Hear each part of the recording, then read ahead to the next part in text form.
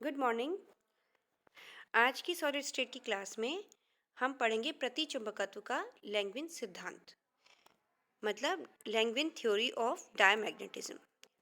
देखिए, ये classical theory है। लैंगविन की जो थ्योरी है वो क्लासिकल थ्योरी है, मतलब जो क्लासिकल लॉज के ऊपर बेस्ड होती है, that is called classical theory. So इसमें देखिए क्या है, पहले तो हम डायमैग्नेटिज्म के बारे में एक ब्रीफ ले लेते हैं कि एटम्स में इलेक्ट्रॉन कोश पूर्णतया भरे रहते हैं, इलेक्ट्रॉन्स युग्म के रूप में रहते हैं। दैट मीन्स कि कोई भी अनपेयर्ड इलेक्ट्रॉन नहीं रहता है एटम में। तो इस तरह के एटम्स जो होते हैं डायमैग्नेटिज्म को शो करते हैं। युग्म के इलेक्ट्रॉन्स एक दूसरे के प्रचक्रण के कारण उत्पन्न चुंबकीय आघूर्ण को पूर्णतया निरस्त कर देते हैं। तो यहाँ पर एटम का खुद का कोई भी सेल्फ जो मैग्नेटिक मोमेंट होगा वो ज़ीरो होता है। So net magnetic moment is zero, क्योंकि एक सब शेल में दो अपोजिट स्पिन के इलेक्ट्रॉन्स फिल रहेंगे। तो इस वजह से दोनों इलेक्ट्रॉन्स के जो अपने उनके चुंबकीय आघूर्ण होंगे वो एक दूसरे की अपोजिट स्पिन की वजह से निरस्त हो जाएंगे। तो देखिए यहाँ पर फिगर फर्स्ट को देखिए। फिगर फर्स्ट में एक इलेक्ट्रॉन है जो क्लॉकवाइज डायरेक्शन में रिवॉल्व कर रहा है। इसका जो रेखीय वेग है वो v नोट है, जो कि स्पर्श रेखीय दिशा में होगा। और इलेक्ट्रॉन के ऊपर अभिकेंद्रीय बल F नोट केंद्र की ओर लग रहा है। ओमेगा नोट इसकी कोणीय वेग है। इसी तरह से सेकेंड इलेक्ट्रॉन की हम बात कर रहे हैं जो कि एंटी क्लॉकवाइज डायरेक्शन में रिवॉल्व कर रहा है। इसका वेग एंटी क्लॉकवाइज डायरेक्शन में रिवॉल्व कर रहा है, मतलब इस दोनों अपोजिट स्पिन डायरेक्टेड इलेक्ट्रॉन्स हैं जो कि अपोजिट स्पिन है इसकी, तो दूसरी डायरेक्शन में मूव करेगा। तो ये एंटी क्लॉकवाइज डायरेक्शन में मूव कर रहा है। वी नोट इसका रेखीय वेग हो गया जो कि उस पहले वाले के अपोजिट डायरेक्शन में होगा। ओमेगा नोट इसकी कोणीय वेग हो गया। एफ नोट इसका अभिकेंद्रीय बल हो गया। केस फर्स्ट में या फिगर फर्स्ट में जो मैग्नेटिक फील्ड है वो ज़ीरो है। हमने बाहर से कोई भी मैग्नेटिक फील्ड अप्लाई नहीं किया है। सो फर्स्ट केस हम पढ़ते हैं when B equals to zero. अभी केंद्रीय बल एफ नोट इक्वलेंट टू होता है M V naught square over are.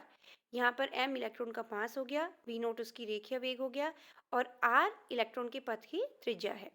So V naught equals to R omega naught लिख देंगे, तो इसका हमें एफ नोट का वैल्यू मिलेगी M omega naught square into R. Applied external magnetic field is B. तो चुंबकीय क्षेत्र के कारण आरोपित, अब अगर हमने चुंबकीय क्षेत्र अप्लाई कर दिया, एक बी मैग्नेटिक फील्ड हमने अप्लाई कर दिया। सो देखिए फिगर सेकंड में बी जो है वो सरफेस के अंदर की तरफ है, इनसाइड द सरफेस है। सो इसमें देखिए जो मैग्नेटिक फोर्स लगेगा फर्स्ट केस में, जब इलेक्ट्रॉन क्लॉकवाइज डायरेक्शन में रिवॉल्व कर रहा है, उस केस में मैग्नेटिक फील्ड की डायरेक्शन हम एफ वी बी रूल से निकालेंगे। सो ये डायरेक्शन होएगी हमारी इनसाइड द सरफेस, मतलब कि in the direction of centripetal force. अभी केंद्रीय बल की डायरेक्शन में ही इसकी डायरेक्शन होगी। सेकंड जो एंटी क्लॉकवाइज डायरेक्शन में इलेक्ट्रॉन इसकी जिसकी स्पिन है, उसके लिए मैग्नेटिक फोर्स की डायरेक्शन अपवर्ड डायरेक्शन में होगी, in opposite direction of centripetal force.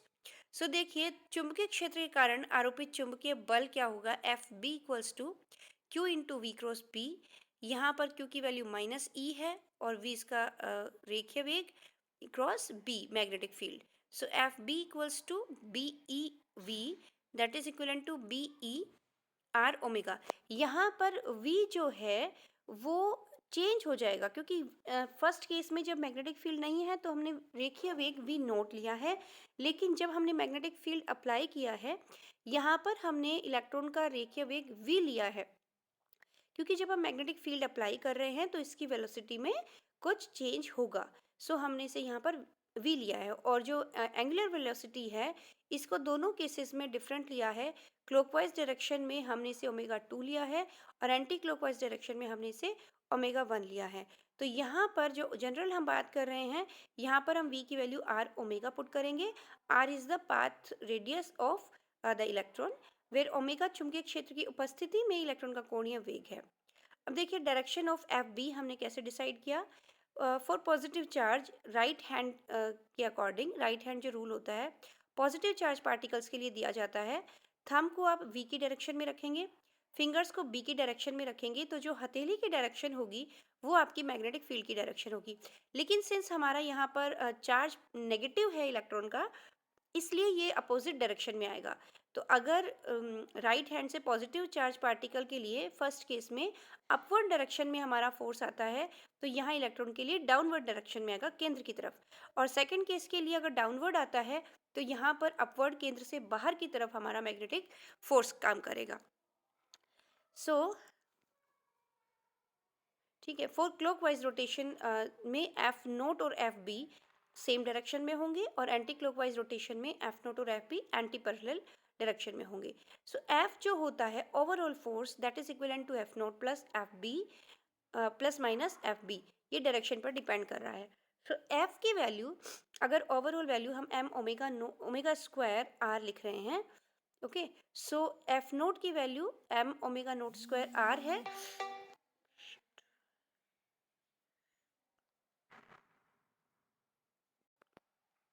Okay.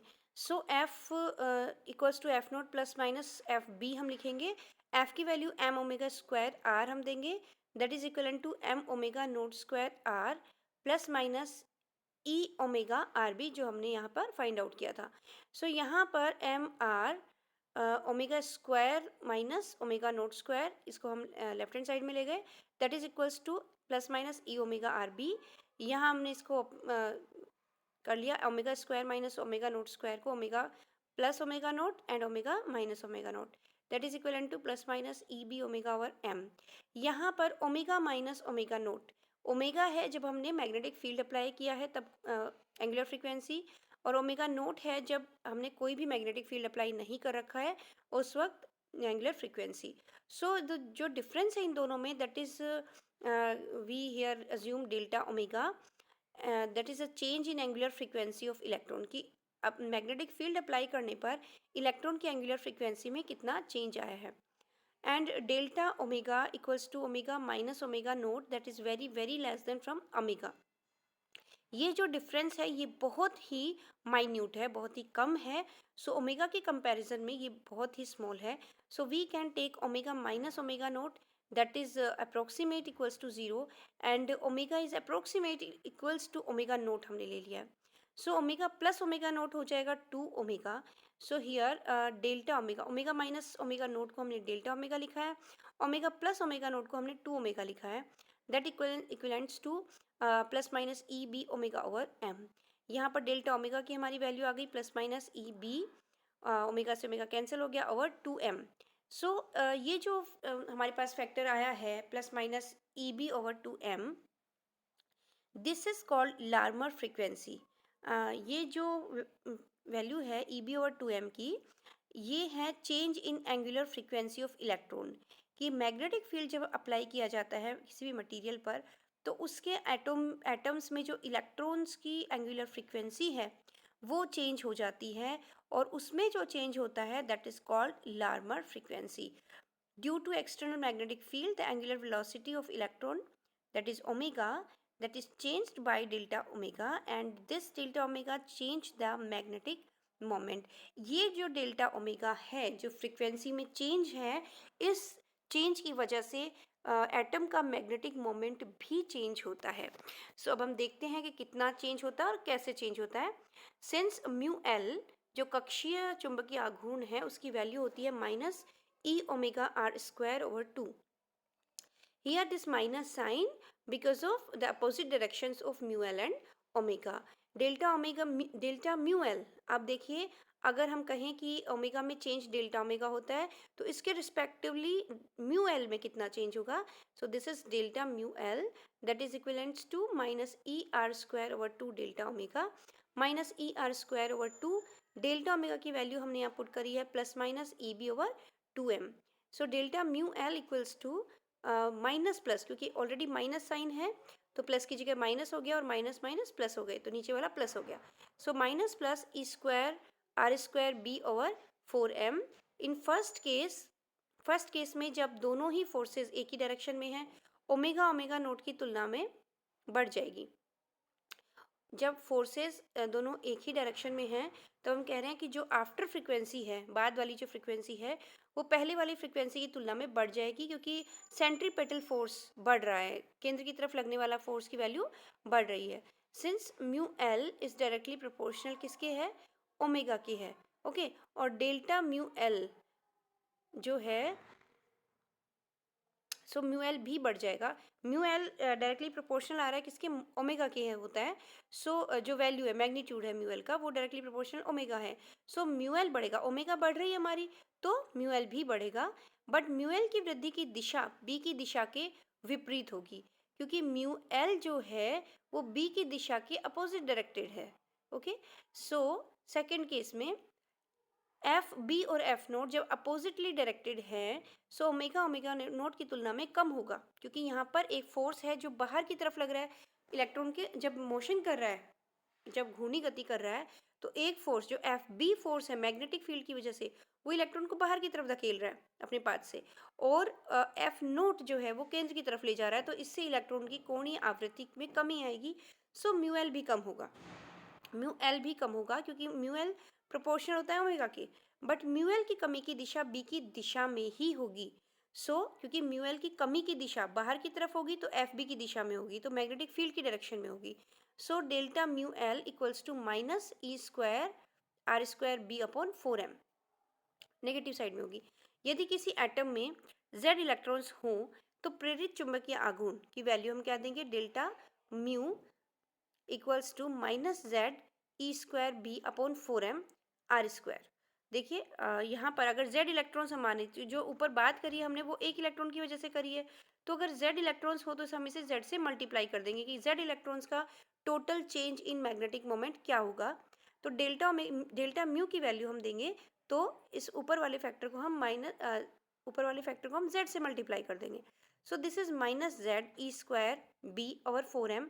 और सभी इलेक्ट्रॉन्स के लिए जो आर स्क्वायर की वैल्यू होगी, पाथ की त्रिज्या का स्क्वायर, उसको हम औसत वैल्यू के रूप में लिखेंगे। तो आर स्क्वायर सभी इलेक्ट्रॉन्स की कक्षाओं के त्रिज्याओं के वर्ग का औसत है। यदि इलेक्ट्रॉन के कक्षीय तल z एक्सिस के लंबवत होते हों तो आर जेड स्क्वायर की वैल्यू हम लिख देंगे X square plus Y square. तो देखिए यहाँ पे फिगर में भी, यहाँ पर z जो है वो सरफेस के बाहर की तरफ है, एक्स वाई तल से ऊपर की तरफ निकला हुआ है, एक्स एक्सिस है और y है, ठीक है। तो जो r है एक्स वाई तल में, आर स्क्वायर, उसकी वैल्यू क्या हो जाएगी, आर जेड हमने माना है, that is equivalent to X square plus Y square, ठीक है। इसी प्रकार आर एक्स स्क्वायर, अगर हम अब एक्स आर एक्स को माने और उसे हम वाई जेड के तल में माने, तो ये हो जाएगी मेरी Y square plus Z square. अगर एक्स जेड तल में माने तो आर वाई स्क्वायर हम लेंगे, X square plus Z square. सभी इलेक्ट्रॉन से कक्षीय तलों की त्रिज्याओं के वर्ग का औसत, आर स्क्वायर का औसत क्या हो जाएगा, तो ये अगर तीनों तलों की हम बात करें तो इनका औसत ले लेंगे, 1/3 लगा देंगे और तीनों का सम ले लेंगे।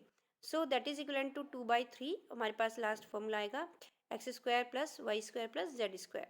गोलीय सममित आवेश वाले परमाणुओं के लिए क्या होता है, X square plus Y square plus Z square, तीनों जो पर्सपेक्टिव जो रिस्पेक्टिव एक्सिस हैं उनके कॉरस्पॉन्डिंग जो वैल्यूज़ होंगी X square plus Y square plus Z square, इसको हमने एक नाम दे दिया रो स्क्वायर, ये हमने मान लिया। सो आर स्क्वायर की वैल्यू होगी 2/3 रो स्क्वायर का एवरेज। डेल्टा म्यू यहाँ हम पुट कर देंगे डेल्टा म्यू के फॉर्मूले में आर स्क्वायर की वैल्यू, तो ये हो जाएगा 2/3 रो स्क्वायर। सो फाइनली हमारे पास जो वैल्यू आएगी that is equal to -1/6 Z E square B average rho square और एम। माना पदार्थ में n एटम्स हैं पर यूनिट वॉल्यूम, इकाई आयतन में नंबर ऑफ एटम्स कितने हैं, कैपिटल N। तो पदार्थ की चुंबकीय प्रवृत्ति कितनी होगी, काई इक्वल्स टू होता है m/h।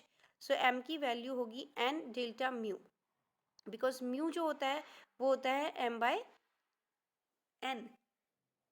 Okay, so mu m होगा मेरा, m होगा n डेल्टा म्यू।